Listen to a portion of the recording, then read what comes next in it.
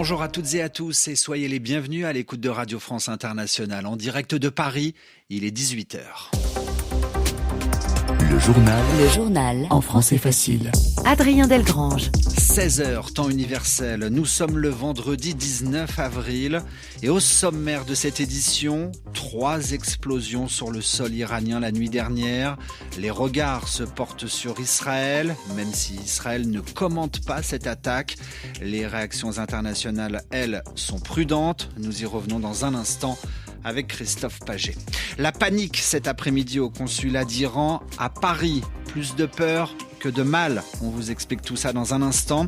Et puis nous parlerons de drogue dans ce journal. Le trafic de cocaïne, de cannabis, de tramadol est en nette hausse, est en augmentation sur le continent africain. Plus précisément dans la région sahélienne. Voilà pour les titres. Des explosions en Iran la nuit dernière. Il était 5h30, heure locale, lorsque les autorités iraniennes font état de 3 explosions survenues près d'une base militaire dans le centre du pays, dans la région d'Ispahan. Si Israël n'a pas revendiqué l'attaque, si Israël n'affirme pas être à l'origine de ces explosions, pour Pierre Razou, invité d'RFI ce matin, directeur de la Fondation méditerranéenne d'études stratégiques, il ne fait aucun doute qu'Israël a riposté la nuit dernière à l'attaque iranienne du week-end dernier. Israël a procédé à ce qu'on appelle un signalement stratégique, c'est-à-dire à des frappes très limitées destinées à démontrer leurs capacités, les capacités d'Israël à pénétrer les défenses iraniennes et frapper loin en profondeur, puisqu'il semblerait qu'ils aient frappé avec des drones autour d'Ispahan, Ispahan étant un objectif significatif puisqu'il y a 2 installations nucléaires dont Natanz à proximité, sans toutefois taper ces installations nucléaires. Christophe Paget, bonjour. Bonjour. Après ces explosions sur le territoire iranien la nuit dernière, je le disais, des réactions internationales encore prudentes. Oui, déjà, celle d'Israël, censée, selon les hauts responsables américains cités par la presse, être responsable de l'attaque. Israël qui réagit en disant ne pas avoir de commentaires pour le moment, ni confirmation, ni infirmation donc. Les États-Unis, soutien d'Israël, disent eux ne pas avoir été impliqués dans une opération offensive. Là encore, pas de confirmation d'une quelconque attaque. Tout le monde est très prudent. Car le maître mot ce vendredi, le message que tout le monde veut faire passer, c'est désescalade. C'est d'ailleurs ce à quoi a appelé ce vendredi le secrétaire d'État américain Antony Blinken avec les autres chefs de la diplomatie du G7. Et c'est aussi ce à quoi appelle le reste de la communauté internationale, Christophe, qui redoute une guerre totale entre l'Iran et Israël. Alors, l'attaque n'a pas été confirmée, on l'a dit, mais tout le monde la commente indirectement, en encourageant, comme la Russie, toutes les parties à la retenue, ou en s'opposant, comme la Chine, à toute action susceptible d'entraîner une escalade des tensions. Même son de cloche du côté de l'AIEA, l'Agence internationale de l'énergie atomique, qui ajoute quand même qu'aucun dégât n'a été signalé sur les sites nucléaires iraniens.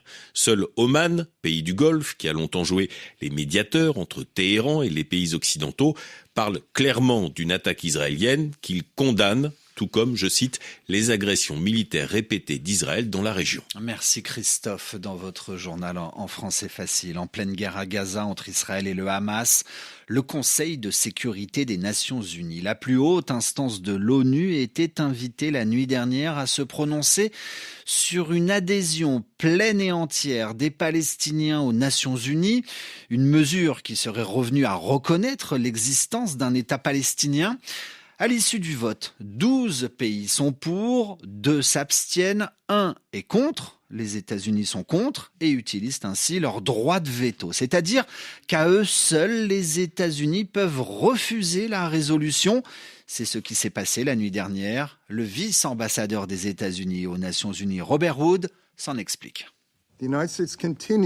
Les États-Unis continuent de soutenir fermement la solution de 2 États. Ce vote ne reflète pas une opposition à un État palestinien.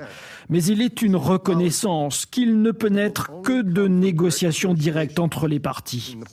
Et pendant ce temps-là, la guerre à Gaza se poursuit avec ce chiffre communiqué par le ministère de la Santé du Hamas qui annonce aujourd'hui que le bilan a dépassé les 34 000 personnes tuées dans la bande de Gaza depuis le début de la guerre entre Israël et le Hamas le 7 octobre dernier. RFI à Paris, 18h05. C'est dans ce contexte de guerre et de conflit au Proche-Orient qu'aujourd'hui à Paris, non loin de la Tour Eiffel, un homme a été interpellé par la police.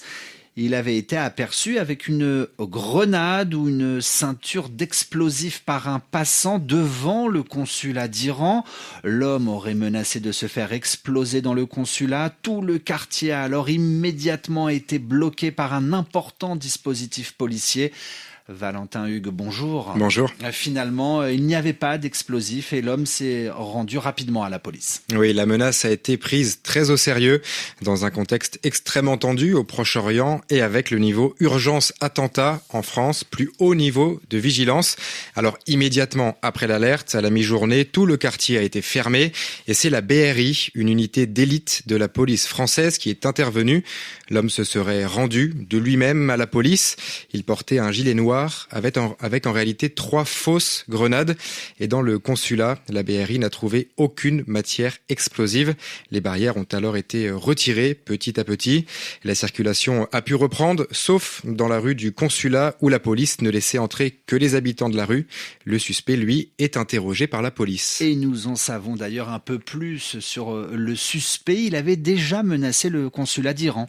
Oui, l'année dernière, cet homme né en 1963 en Iran avait mis le feu à des roues de voiture devant l'ambassade d'Iran, le bâtiment collé au consulat, un acte qu'il avait revendiqué. Il protestait ainsi contre le régime iranien.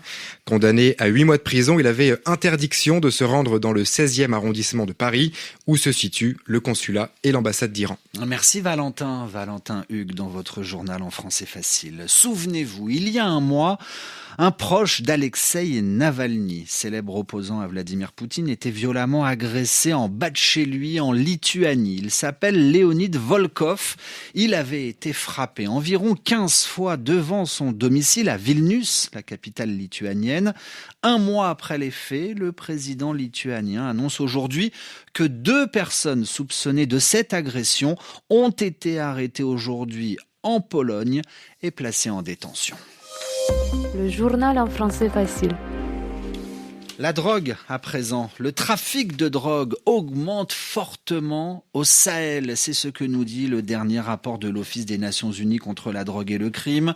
Sur les dernières années, l'ONU a observé une croissance importante de la production, de consommation de cocaïne, de cannabis, mais aussi de tramadol dans la région sahélienne, allant de la Mauritanie au Tchad, en passant par le Mali, le Burkina Faso ou encore le Niger. Sidi Yansané, bonjour. Bonjour. Comment explique-t-on cette hausse du trafic de drogue dans cette région ? Alors commençons d'abord par la cocaïne. Les saisies, c'est-à-dire les stocks de drogue découverts et confisqués par les forces de l'ordre, eh bien ces saisies sont passées de 13 kilos par an entre 2015 et 2020 à près de 1500 kilos en 2022 dans le Sahel. L'explication de cette forte hausse, c'est d'abord parce que l'Afrique de l'Ouest a toujours été un point de passage, une escale si vous préférez, entre l'Amérique du Sud où l'on fabrique la cocaïne et l'Europe où il y a les principaux consommateurs. Et comme la consommation européenne augmente, il y a de plus en plus de cocaïne qui passe par l'Afrique.